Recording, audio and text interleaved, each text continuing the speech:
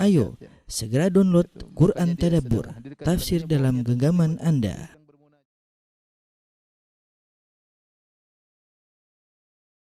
Bismillahirrahmanirrahim. Assalamualaikum warahmatullahi wabarakatuh. Alhamdulillahi ala ihsani wa syukru lahu ala taufiqihi wa amtinani wa asyhadu an la ilaha illallah wahdahu la syarika lahu ta'ziman li sya'ni wa asyhadu anna Muhammadan abduhu wa rasuluhu da'ila ridwani. Allahumma salli alaihi wa ala alihi wa ashabihi wa ikhwani. Para jamaah majelis taklim Qalbun Salim yang dirahmati Allah Subhanahu wa taala, demikian juga para pemirsa baik di Zoom maupun di Facebook maupun di YouTube. Pada kesempatan kali ini kita akan melanjutkan bahasan kita dari penjelasan buku bekal salat, dan pada pertemuan yang terakhir kita telah bahas tentang salat musafir. Nah, pada kesempatan kali ini kita akan bahas tentang salat orang yang sakit. Ya, kita tahu bahwasanya salat adalah kewajiban yang tidak pernah gugur selama seorang masih sadar, ya, selama akalnya masih bisa berpikir, maka dia wajib untuk salat. Justru orang-orang tatkala dalam kondisi sakit hendaknya dia mendekatkan dirinya kepada Allah Subhanahu wa taala. Karena dia tidak tahu apakah dia masih bisa hidup lama ataukah dipanggil oleh Allah Subhanahu wa taala, ya. Dan fenomena yang menyedihkan tatkala kita melihat atau mendengar sebagian orang sakit, ketika sakit mereka tidak sholat, ya, mungkin karena kepayahan yang mereka hadapi, kesakitan yang mereka rasakan, sehingga terkadang sebagian mereka tidak sholat. Malah kita ingatkan bahwasanya justru orang dalam kondisi sakit hendaknya dia mendekatkan dirinya kepada Allah Subhanahu wa taala, ya, dan dia adalah seorang yang muttar, yang dalam kondisi terdesak, dan Allah berfirman amma yujibul muttarra idza da'ah, dan siapa yang mengabulkan doa orang dalam kondisi terdesak ketika dia berdoa. Karenanya justru di kondisi sakit seorang harus dekat kepada Allah Subhanahu wa taala. Dan bagi orang yang sakit, tentu mungkin dia tidak bisa melaksanakan salat sebagaimana yang diharapkan, ya, karena kondisi yang tidak memungkinkan, ya. Tetapi syariat memberikan keringanan, ya. Dan tetap pahalanya berjalan sebagaimana biasanya. Sebagaimana dalam hadis kata Nabi sallallahu alaihi wasallam, idza maridal abdu aw safar kutiba lahu ma kana ya'malu minhu muqiman sahihan. Kata Nabi sallallahu alaihi wasallam, jika seorang safar atau sakit, tetap dicatat bagi dia amalan yang biasa dia kerjakan ketika dia dalam kondisi mukim dan dalam kondisi sehat, ya. Sebagaimana seorang yang mukim biasanya bisa salat berjamaah, biasanya salat qobliyah ba'diyah, salat rawatib, biasanya salat malam, mungkin salat duha. Ketika dia bersafar dia tidak bisa melakukan itu semua. Dia terkadang hanya tidak ke masjid, hanya salat di qasar, tidak ada qobliyah, tidak ada ba'diyah, mungkin salat malam pun dia tinggalkan atau hanya mengerjakan sebagian. Dia mungkin tidak biasa puasa sunnah sebagaimana ketika dia mukim. Tapi selama dia bersafar, tetap argo pahalanya berjalan. Karena yang Allah nilai adalah kebiasaan dia sebelum ada uzur. Kebiasaan dia sebelum ada uzur. Demikian juga orang ketika sehat. Ketika sehat ternyata dia biasanya salat qobliyah ba'diyah, biasanya salat malam, biasanya salat tahajud, biasanya kemudian salat duha, ya, dan dia banyak melakukan salat. Demikian juga ibadah-ibadah yang lain. Mungkin dia ketika sehat dia banyak bersedekah, banyak bersilaturahmi, sering kontak ke kawan-kawan, menyenangkan hati banyak orang ketika dalam kondisi sehat. Ya, ketika dia sakit, dia tidak bisa melakukan itu semua. Dia tidak bisa melakukan itu semua. Ya, ketika dia tidak bisa melakukan itu semua, syariat tetap memberikan pahala yang mengalir, argo pahala tetap berjalan, karena yang menjadi patokan syariat adalah kebiasaan dia sebelum dia mendapat uzur. Dan dalil akan hal ini banyak, di antaranya tadi hadis yang kita sebutkan, idza maridal abdu aw safar kutiba lahu ma kana ya'malu muqiman sahihan. Jika seorang dalam kondisi safar atau sakit, tetap dicatat pahalanya sebagaimana ketika dia mukim dan ketika dia sehat. Sebagaimana Nabi sallallahu alaihi wasallam ketika berjihad bersama sebagian sahabat, sementara ada sebagian lelaki sahabat yang tidak bisa ikut jihad karena sakit atau karena uzur. Maka Nabi SAW dalam perjalanannya berjihad, dia berkata kepada para sahabat yang ikut berjihad bersama Nabi, inna bil madinati larijalan ma masirtum masiran wala qata'tum wadiyan illa kanu ma'akum habasahumul uzur atau habasahumul marad. Kata Nabi SAW, sungguhnya di kota Madinah ada beberapa lelaki. Tidaklah kalian wahai para sahabatku berjalan menempuh satu jalan kecuali mereka berjalan bersama kalian. Tidaklah kalian melewati suatu lembah kecuali mereka juga melewati lembah bersama kalian. Habasahumul uzur, mereka hanya terhalang oleh uzur. Ya, oleh karenanya membiasakan diri untuk melakukan ibadah di waktu tanpa uzur, di waktu sehat, di waktu mukim adalah perkara yang penting. Ketika seorang terjebak dalam sakit, dalam safar, maka argo pahala tak berjalan sebagaimana kebiasaan yang dia lakukan. Baik, kita akan bahas tentang salat al-marid.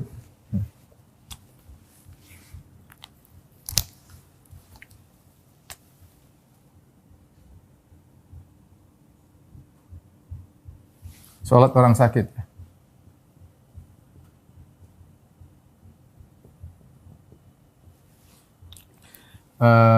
Yang perlu dibahas adalah peringatan ya. Kemudian bentuk-bentuk keringanan ya.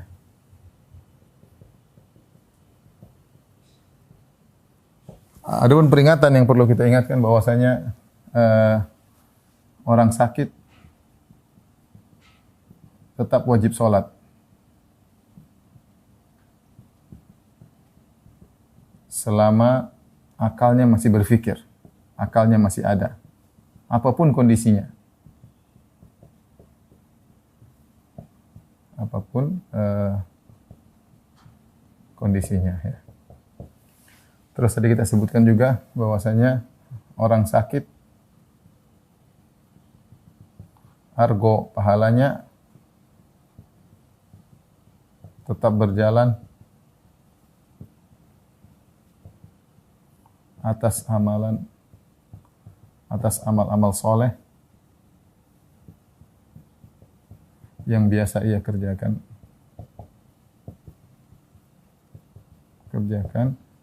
ketika dalam kondisi sehat.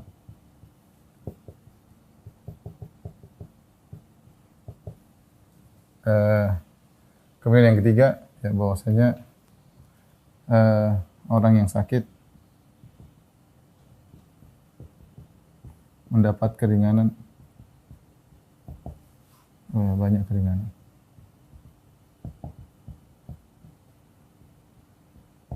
Allah Subhanahu wa taala berfirman tentang keringanan, misalnya firman Allah Subhanahu wa taala, "Fattaqullaha mastata'tum." Bertakwalah kepada Allah semampunya. Seperti firman Allah juga, yuridullahu bikumul yusra. Allah ingin kemudahan bagi kalian, ya. Ma ja'alallahu fid dini min haraj wa ma ja'alallah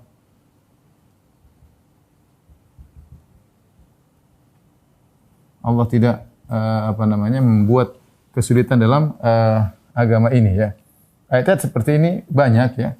La yukallifullahu nafsan illa wus'aha.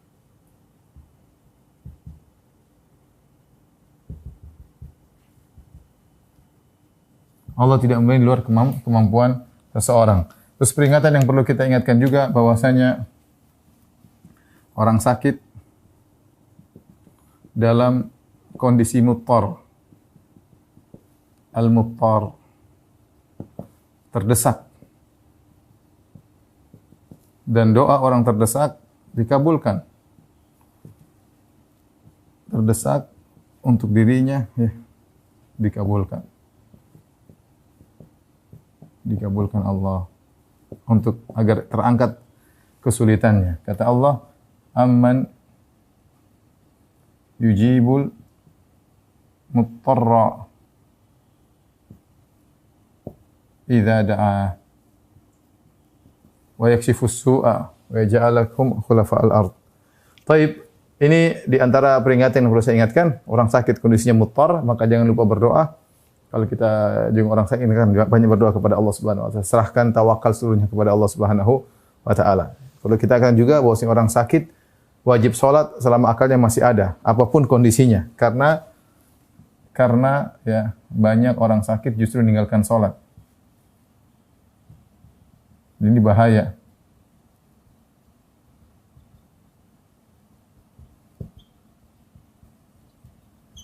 Kemudian orang sakit, ingat di antara kemudahan syariat, argo pahalanya tetap berjalan atas amal-amal soleh yang biasa dikerjakan ketika dalam kondisi sehat. Yang keempat, orang sakit mendapatkan banyak keringanan, ya, banyak keringanan. Nah, kita ingin bahas apa sih bentuk-bentuk keringanan yang diberikan oleh Allah kepada orang yang sakit. Bentuk keringanannya banyak, ya. Di antaranya, ya, Di antaranya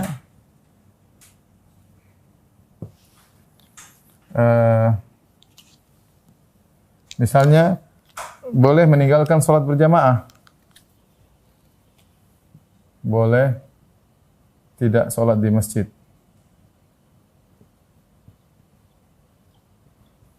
Kemudian di antaranya misalnya boleh tidak sholat dalam kondisi berdiri.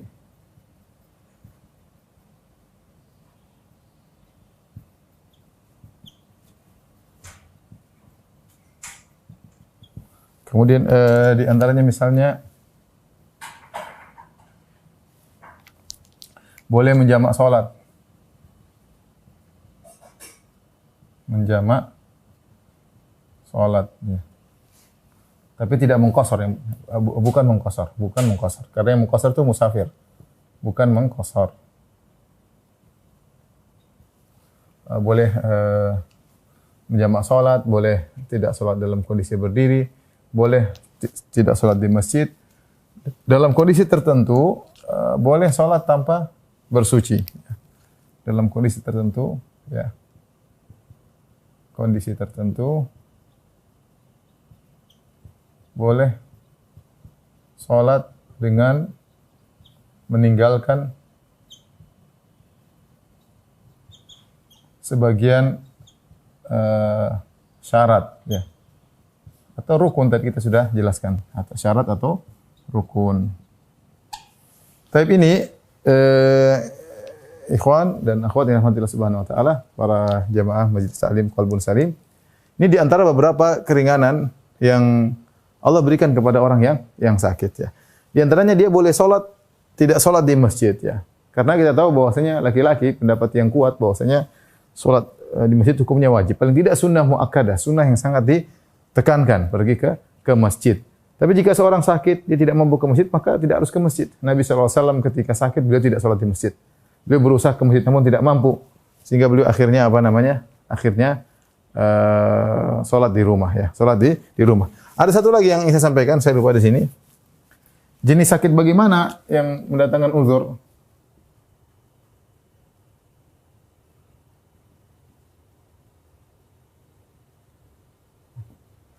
Yang mendatangkan uzur, apakah semua jenis sakit? Tentunya tidak semua jenis sakit. Yaitu sakit yang jika seorang sholat dengan cara normal, maka akan menambah sakitnya.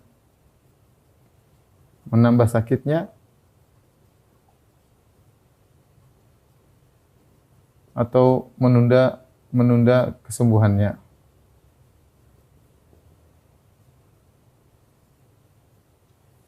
Adapun sakit yang tidak ada pengaruhnya, ya, yang wajar, sakit panu, flu ringan misalnya, ya sakit-sakit pegal-pegal sedikit, enggak ngaruh, ya, bukan sakit itu yang dimaksud.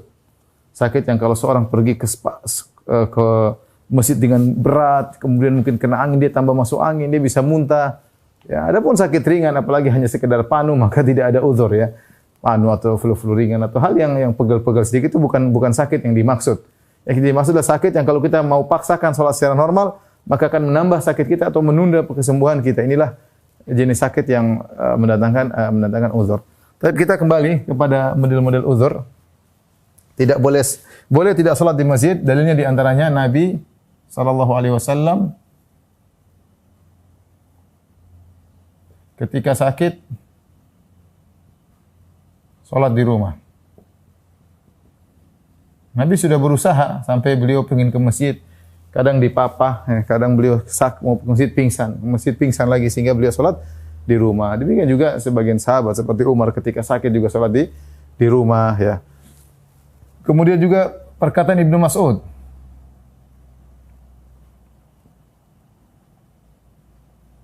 Beliau berkata, laqad ra'aituna ma yatakhallafu 'anis salat illa munafiqun ma'lumun nifaq atau marid.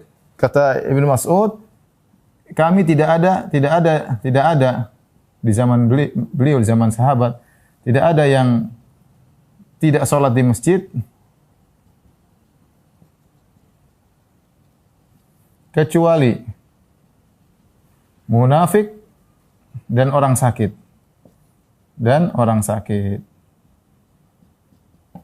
Nah.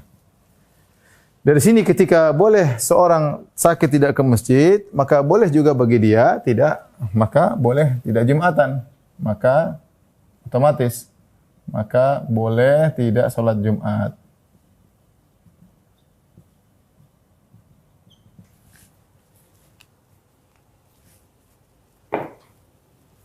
Boleh tidak sholat Jumat. Baik. Berikutnya di antara hal yang dibolehkan bagi seorang yang sakit, di antaranya boleh dalam kondisi tertentu boleh sholat dengan meninggalkan sebagian syarat atau rukun. Contohnya, ya, meninggalkan syarat. Contoh boleh sholat tidak menghadap kiblat. Ini contohnya tidak mampu, mau apa lagi? Menghadap kiblat.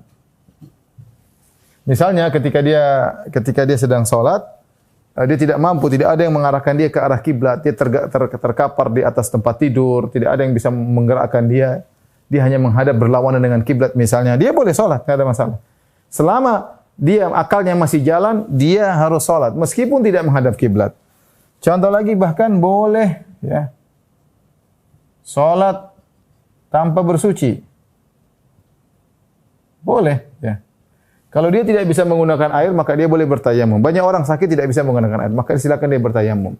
Boleh dia siapkan pasir di sampingnya. Kapan dia butuh dia tayamum, ya.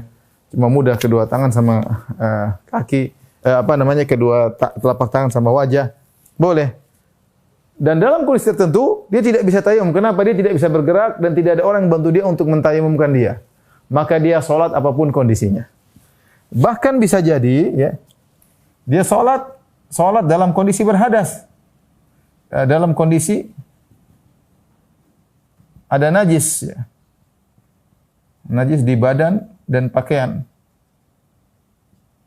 Pokoknya jangan ninggalin sholat, ya, maksud saya. Bisa jadi darurat. Dia pampers mungkin kotoran, ada yang bersihkan. Dia nggak mungkin nyuruh perawat untuk membersihkan. Dia mungkin miskin, bagaimana mau bayar perawat kalau mungkin dia di ruang kelas eksklusif sehingga perawat melakukan apa yang dia inginkan. Oke, tapi banyak orang sakit tidak memiliki apa-apa, ya. Apalagi mau perintah perawat, mau cebokin dia, mau dia apa, dia enggak mampu. Sudah, gimana lagi? Fattaqullaha masata'tum, bertakwalah semampumu, maka bisa jadi dia sholat tanpa harus bersuci, ya. Ya, ini contoh meninggalkan syarat atau rukun. Kalau meninggalkan rukun contohnya adalah seperti tidak berdiri. Berdiri adalah rukun salat. Ruku adalah rukun misalnya berdiri rukun salat, dia tidak berdiri contohnya. Kemudian di antara keringanan yang diberikan kepada orang yang salat, boleh menjamak salat boleh menjamak salat tapi bukan mengqashar. Karena qashar itu hanya untuk orang musafir. Ya, karena qashar hanya untuk orang musafir. Saya sering ditanya itu, orang sakit musafir. Ustaz, boleh enggak diqashar? Enggak. Kalau Anda dalam kondisi sakit dan musafir, maka silakan qashar. Lagi bersafar kemana sakit, masuk rumah sakit. Lagi di Mekah, lagi di Madinah, tahu-tahu sakit, masuk rumah sakit, ya silakan qashar. Tapi kalau Anda dalam kondisi mukim, tidak dalam kondisi musafir, maka hanya boleh untuk menjamak salat. Hanya boleh untuk menjamak salat. Rasulullah SAW pernah perang Tabuk, Rasulullah SAW pergi sampai pulang, beliau selalu menjamak maghrib, isya, zuhur, asar. Maka ditanya, kenapa dia melakukan demikian? Di Allah yuhrija ummatahu, agar Nabi tidak merepotkan umatnya. Sebagaimana juga dalam hadis Ibnu Abbas kalau tidak salah, Rasulullah SAW jama'a baina salatain, Rasulullah SAW menjamak salat min ghairi matarin wala khaufin. Rasulullah jamak salat tanpa ada hujan, tanpa ada rasa takut. Ditanya kenapa bisa demikian, Ibnu Abbas, li alla yuhrija ummatahu, agar tidak merepotkan umatnya. Jadi jika ada kesulitan, jika ada kepayahan,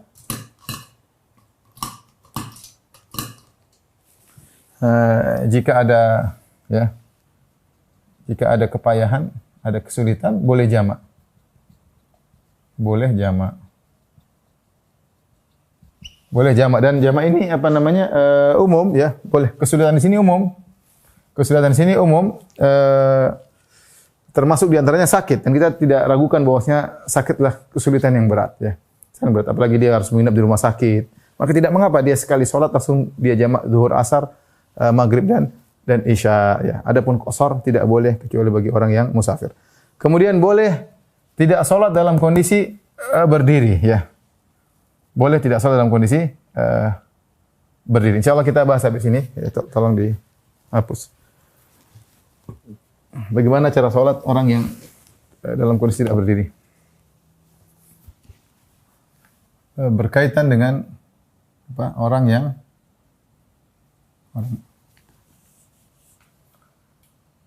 kondisi orang sakit yang tidak mampu berdiri dalam sholat. Nabi SAW bersabda, ya, "Sholli qa'iman, fa illam tastati' fa qa'idan, wa illam tastati'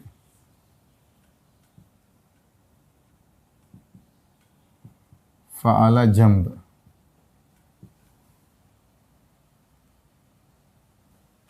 Ya. Kata Nabi SAW, sholatlah berdiri.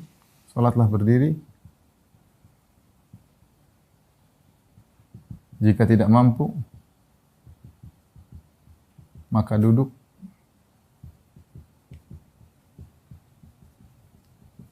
Jika tidak mampu, maka berbaring.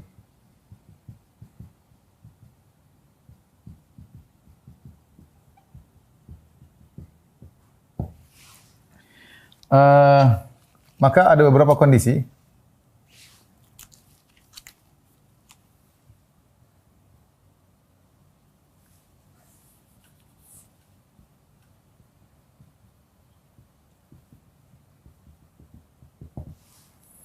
Yang pertama, ikhwan dan akhwat yang dirahmati Allah Subhanahu wa taala, yang pertama, jika mampu berdiri, ya. Jika sakit tapi mampu berdiri,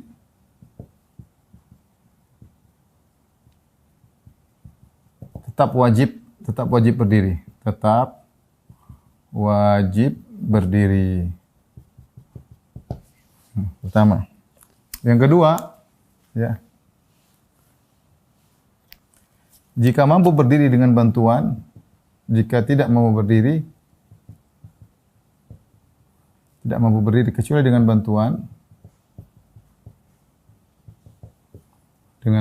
pegangan,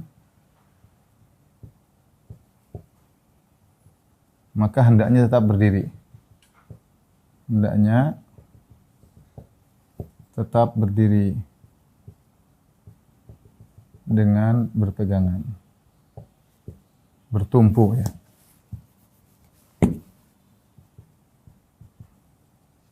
Nabi SAW, dalilnya Nabi SAW sholat berdiri dengan menggunakan tongkat.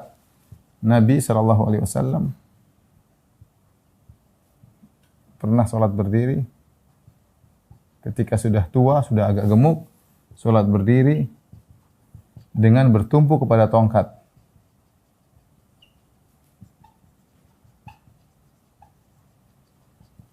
Karena masalah jika seorang mampu berpegangan dan dia sholat berdiri, nggak ada masalah, lebih afdal sambil pegang. Ya, kalau tidak kau mampu ya duduk. Kalau tidak mampu maka dia duduk.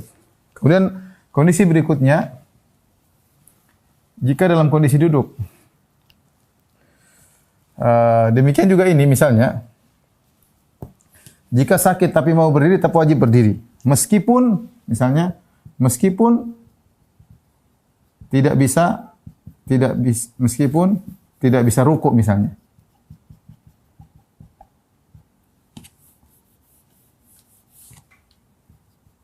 Meskipun tidak bisa rukuk. Misalnya ada seorang berdiri, tapi dia tidak bisa rukuk, tetap aja wajib berdiri. Rukuknya pakai isyarat ya. Meskipun tidak bisa sujud misalnya.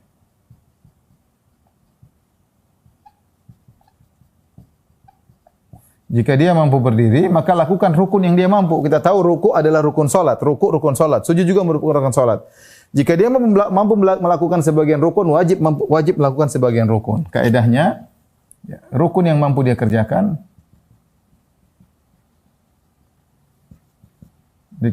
maka hendaknya dikerjakan.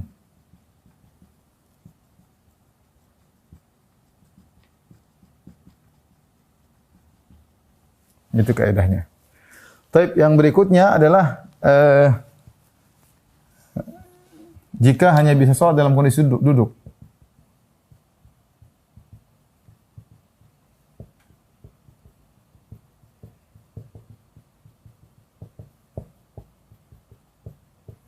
Taib sunnahnya, perhatikan sunnahnya, duduk secara tarabbu, duduk tarabbu. Tarabbu maksudnya bersila kaki. Nah, perhatikan di sini Bapak yang dirahmati Allah Subhanahu wa taala, bersila kaki ini sebagai pengganti berdiri dan ruku. Perhatikan. Duduk bersila ini sebagai pengganti berdiri dan ruku. Maksudnya apa? Ibu yang dirahmati Allah Subhanahu wa taala, ketika seorang sakit dan dia salat, hendaknya dia duduk salatnya duduk seperti bersila seperti ini, coba. Nah, gini. Duduk bersila seperti ini ya. Jadi ini dia kalau dalam salatnya sedang berdiri, maka berdiri beginilah duduknya. Ketika ruku juga tetap bersila seperti ini. Ruku. Ketika sujud, maka dia rubah posisi duduknya, jangan begini. Ini hanya duduk seperti ini, bersila disunahkan, ini tidak wajib, tapi disunahkan seorang duduk bersila seperti ini dalam kondisi duduk dalam salatnya atau dalam ruku dalam salatnya. Adapun kalau dia dalam kondisi yang lain, dalam kondisi sujud, duduk di antara dua sujud, dalam kondisi tasyahud awal, tasyahud akhir, maka dia kok sesuaikan dengan kebiasaan dia. Sebagaimana yang awalnya, yang normal. Saya ulangi, duduk tarabbu begini bersila hanya untuk dalam kondisi berdiri ataupun ruku. Jadi kalau berdiri biasa begini, ya begini. Kalau ruku juga, ya Allahu Akbar, ruku. Sami Allahu liman hamidah, berdiri lagi. Nah, ketika gerakan yang lain seperti sujud, duduk di antara dua sujud, tasyahud, maka sebagaimana kondisi normal. Maka ketika kita sujud, maka kaki dirubah, ya. Jangan kita rubah, maka kaki dirubah seperti kita sujud begini, ya. Baru kita sujud seperti itu, ya. Nanti ketika duduk di antara dua sujud juga begitu, duduknya normal, duduk iftiras. Bukan duduk bertarabbu tadi, bukan duduk bersila tadi. Sama tasyahud juga begitu. Kita duduk biasa begini. Tasyahud akhir maka kita begini, ya. Duduk sebagaimana normal, ya. Nanti kalau berdiri lagi, kalau kita salat duduk berdiri baru dalam kondisi demikian. Jadi untuk berdiri dan ruku duduknya begini, duduk bersila namanya, tarabbu. Adapun duduk yang lain maka disesuaikan dengan dalam kondisi normal. Mudah-mudahan dipahami, ya. Seperti itu.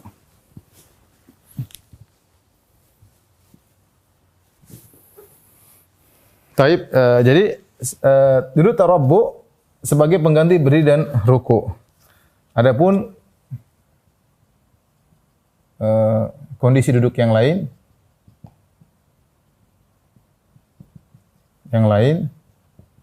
seperti sujud, kondisi yang lain seperti adapun kondisi yang lain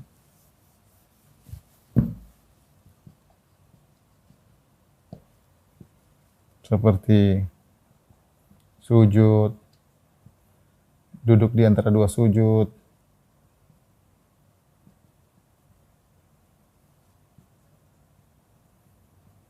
atau dalam kondisi tasyahud awal dan akhir, ya, maka normal sebagaimana kondisi normal, ya. Ini dalam kondisi duduk. Kemudian berikutnya, jika hanya bisa berbaring.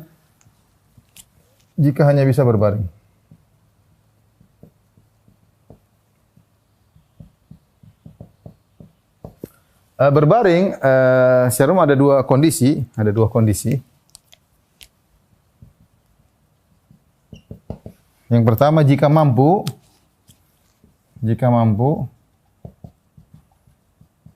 maka berbaring miring di mana wajah menghadap kiblat. Menghadap kiblat. Berbaring miring wajib menghadap kiblat. Ini tidak bisa dua, di atas lambung kanan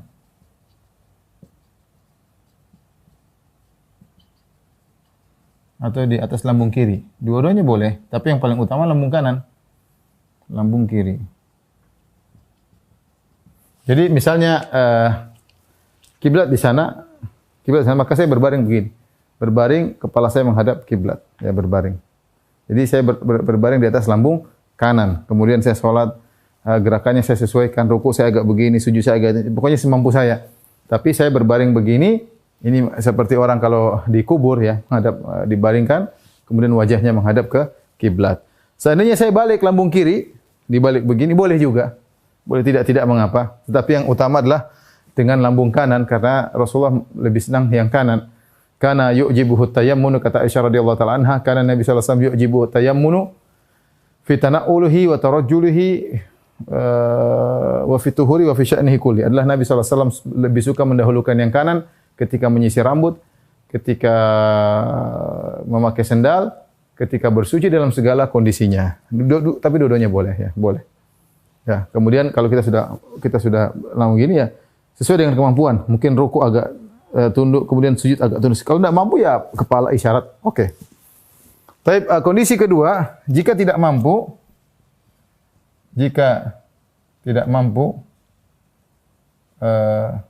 berbaring miring, maka tidak mengapa menjulurkan kedua kaki ke arah kiblat.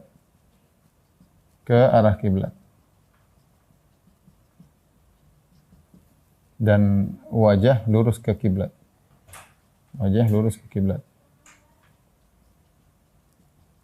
Maksudnya bagaimana? Kalau tadi saya berusaha miring, sekarang saya begini, terlentang gini. Ini kiblat begini. Jadi saya tidur, kaki saya ke arah kiblat, wajah saya angkat ke arah kiblat. Ya salat begini, Allahu Akbar. Nanti kalau mau ruku saya agak angkat sedikit, sujud saya agak. Saya mampu, kalau nggak mampu ya pakai kepala aja. Tapi saya begini salatnya, kaki ke arah kiblat. Kalau tadi kan kaki ke arah sana. Kepala sini menghadap kiblat. Kali lambung kanan, lambung kiri, kaki sebelah sana, kepala sini menghadap kiblat, wajah begini miring. Kalau ini enggak ya. Nanti bisa lihat di buku bekal salat ya. Ini kaki yang menghadap sana, kemudian wajah menghadap sana. Semua ini boleh salat juga demikian. Ya. Jika hanya bisa berbaring, maka bisa dua kemungkinan, berbaring miring atau menjulurkan kaki ke arah kiblat. Tapi jika tidak mampu semuanya, jika tidak mampu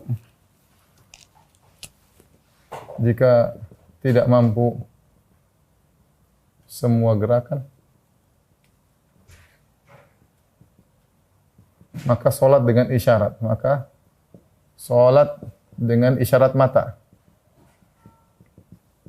Isyarat mata. Ya bagaimana kita gini, ruku gini, pokoknya isyarat mata, Allah paham, Allah Maha tahu. Isyaratnya terserah, yang penting ada gerakan, kita gerakan kelopak mata kita. Setiap kita ada gerakan, kita gerakan kelopak mata kita. Ya, itu namanya sholat dengan isyarat mata. Ya. Jika tidak mampu berisyarat, isyarat mata, maka sholat dengan gerakan hati. Allah Maha tahu. Udah, kita nggak bisa gerakan mata kita. Gerakan hati kita. Pokoknya kita niat dalam hati, baca dalam hati, semuanya dalam hati. Selama akal kita masih berjalan, maka wajib untuk sholat. Ustadz, bagaimana kalau hati sudah nggak bisa dipikir lagi? Jika pingsan atau koma, bagaimana? Ya, kalau pingsan atau koma nggak bisa sholat, maka dalam ini tidak bisa sholat karena akal hilang tidak bisa mengatur hati.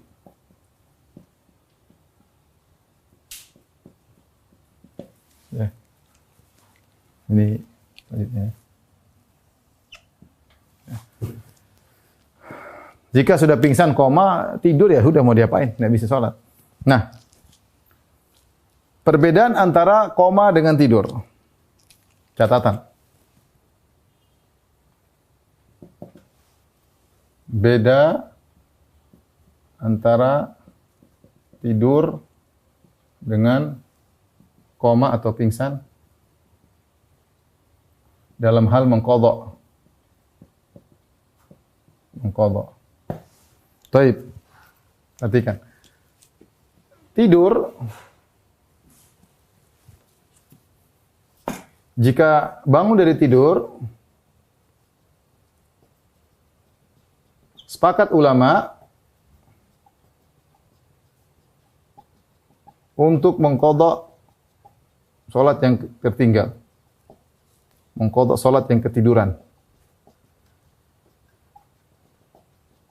Nabi SAW bersabda, "Man nama an salatin aw nasiyaha falyusalliha idza dzakaraha." Kata Nabi SAW, "Man nama an salatin aw nasiyaha falyusalliha idza dzakaraha." Siapa yang ketiduran atau lupa salat, maka diqadha, maka qadha. Baik. Bagaimana jika pingsan atau koma? Jika sadar dari pingsan atau koma. Maka dalam hal ini ada khilaf di kalangan para ulama. Khilaf di kalangan para ulama. Khilaf. Secara umum ada 3 pendapat. Pendapat pertama, hukumnya sama seperti tidur. Sama seperti tidur. Jadi harus diqadha.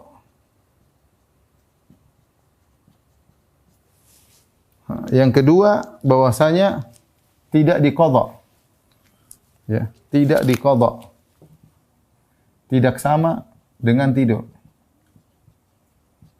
Kenapa? Karena koma itu kehilangan akal. Tidur bukan kehilangan akal. Tidur tuh orang lalai tapi akalnya masih berjalan dalam alam mimpi, Adapun koma dia kehilangan akal seperti orang gila, ya. Koma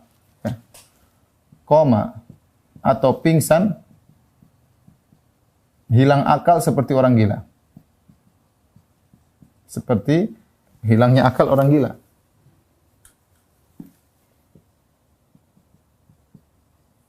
Orang gila. Maka tidak wajib qadha. Dia koma sehari, koma 2 hari, pingsan, tidak sadarkan diri. Ya. Kalau tidur, dibangunkan, bangun.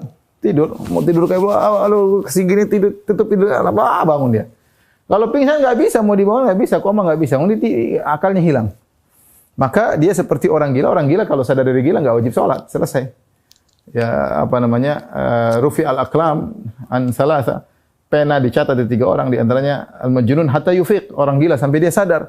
Oleh karenanya orang yang tidur sama koma ini, orang yang koma atau pingsan hukumnya seperti orang gila, tidak wajib untuk mengqadha. Pendapat yang tengah, ini pendapat dipilih oleh sebagian ulama, dari Syekh bin Baz rahimahullah ta'ala. Jika pingsannya kurang lebih 3 hari, dan ada sebagian ulama mengatakan 1 hari, intinya lebih hati-hati diqadha. Jika lebih dari 3 hari, jika pingsan lebih dari 3 hari, maka tidak perlu diqadha. Kenapa ada khilaf? Karena ada 2 riwayat yang agak sepertinya bertentangan.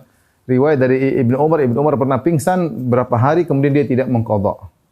Sebaliknya ada riwayat dari Ammar bin Yasir, dia pingsan kemudian dia sadar, dia mengqadha. Tapi kalau kita lihat secara analogi, secara logika, secara kias, maka saya lebih condong bahwa pendapat bahwasanya koma dan pingsan tidak sama dengan tidur. Dia seperti orang gila, ya, artinya kehilangan akal. Sehingga tidak wajib untuk, makanya pena diangkat, tidak wajib bagi dia untuk sholat dan tidak wajib bagi dia untuk mengqadha. Tapi pendapat si bin Bas, oke, ini pendapat sebagian ulama mazhab juga, bahwa saya kalau tidak salah Hanafi atau yang lain, saya agak lupa ya, tapi saya tulis di buku bekal sholat, kalau dia pingsan sehari 2 hari, lebih baik dia mengqadha. Tapi kalau dia tidak mengqadha, oke. Karena seperti dikatakan bahwasanya pingsan atau koma tidak sama seperti tidur, ya. Demikian para jamaah majelis taklim Qalbun Salim yang dirahmati Allah Subhanahu wa taala, apa yang saya sampaikan kurang lebihnya dari saya sendiri, yang benar dari Allah Subhanahu wa taala, yang salah dari saya pribadi sendiri. Semoga Allah mengampuni dosa-dosa kita. Wabillahi taufiq wal hidayah. Assalamualaikum warahmatullahi wabarakatuh.